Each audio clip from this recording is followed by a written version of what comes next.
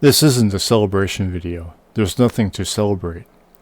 Donald Trump was only a symptom, as his many supporters are the problem in terms of politics. Who knows how they will behave in the coming weeks, as I've been saying that they are for a few years now, Donald only being their idol.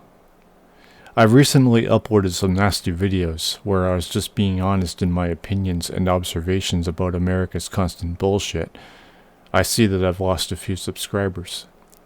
I haven't bothered to look at the thumbs, and I've only received one comment, which means I don't even know what that means. I'm not even being trolled. I can only say this is weird. Now, I don't get upset over thumbs or negative comments, or trolling for that matter. Trolling is only cowards who have nothing valid to say or argue. What does bother me is that nobody will listen. The few who did, who are now unsubscribed, didn't open themselves up for discussion, which is very weak. Nobody has purchased either of my books, while those who are in the YouTube spotlight have nothing to offer other than their opinions. They don't even have ideas, like I do. Most of these big names don't even reply to people. They are only online to collect donations. America is in protest, in opposition with a whole political side who are psychotic. All the while there is a pandemic going on, along with wildfires. Did I miss anything? I have many other videos that are all about questioning certain people, while I've even tried to show people how to deal with psychos like Caitlin Bennett. But those videos get nothing. I'm not after thumbs or subscribers. I want to break preaching and ideologies down, while also teaching people how to do so. What bothers me is Caitlin and her ilk all continue to have many who don't have their fucking facts straight to feed off. Yes, I've just mentioned that I've lost a few subscribers, but my point is that people aren't even listening. They instead just unsubscribe and cower off, while they call the conservatives and libertarians out. Why does everybody preach voting to get Donald out and show their weak support for Joe, when they themselves don't even want to discuss matters or question Donald's supporters, the anti-maskers, and other troublemakers who are making matters like COVID worse? As for my audiobooks, many people are eager to donate their money to these big names on YouTube who don't really do anything, other than change some minds. But I get nothing. And none of you people know what I have to say. My only theory to that is, maybe you don't want America to become better. You people only want things to stay the same. If that's the case, I and many others also live in this world, and for you people to just ignore our ideas and then add insult to injury by telling us that's just how it's going to be, so just suck it up, is just cowardly of you. Because you're right, there is nothing I can do about that.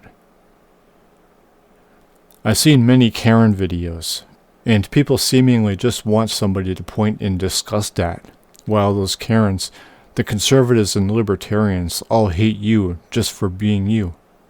So, you're not really any better. But you're all insecure about change and listening to an outside opinion about being more mature in your dealings with these many people.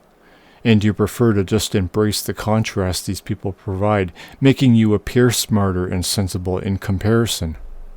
But only in comparison. America could have had Bernie in the White House, but none of you had the integrity, intelligence, or the competence as American citizens, and still do not. None of you knew to question Bernie's opposers about their position or nonsense talking points. Like ask them for their understanding of socialism, or what Bernie's proposals specifically are, which are only socialized healthcare and education. Doing so would have possibly caused them to think things through. They don't like facts, so maybe question what they believe, which usually comes from other people who don't know shit. You people obviously don't either. You should have also been asking Bernie's opposers why they either want the economy to be difficult or why they don't want the economy to be fair for all, or how the economy being difficult is fair. No, you didn't do that. Now you have a man who refuses Medicare for all, and his vice who has taken advantage of prisoners. Now, granted, none of you could have known how big of a disgrace Donald would be, who allowed COVID to cause the damage it has. But now you're stuck with Joe and Kamala. I don't blame people in 2016, but just think about how much less turmoil America would be in now. Of course, if Bernie was elected, nobody would have ever had to suffer Donald as president. So, have fun with your empty celebration, assholes. With your void of a political system that doesn't give a fuck about you. That will only ever be lesser of evils rather than an honest politician with actual fucking values. Sorry, but abortion and gay marriage are not political issues. Abortion is only a controversy and social problem, while gay marriage isn't a problem at all. Marriage itself is just stupid.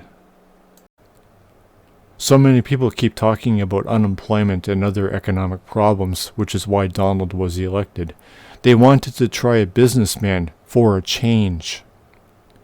While they threw Bernie to the gutter, who probably would have solved some problems. If people had access to a better education, they would have all been able to get a much higher salary and also actually care about their work, which would have blown America's economy through the fucking roof. This would have enabled science to accomplish a lot more because lots more money would have been available. No, the people wanted Donald. And America is now in an even tremendously deeper hole. Also, Kamala being both the first female and colored in America's history is fucking immature. This is never anything to celebrate.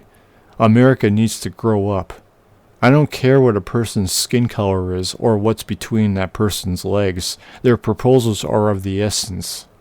I don't care if a motherfucking alien from outer space came here and ran, as long as that alien has its shit straight. I've seen many comments over the past recent years saying this and that is still happening in 2018, 19, and 20. So, what's your point?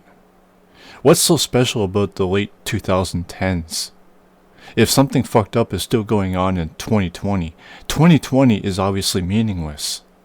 Shit is still happening now. So the year being 2020 is pointless to argue. It's a non-argument.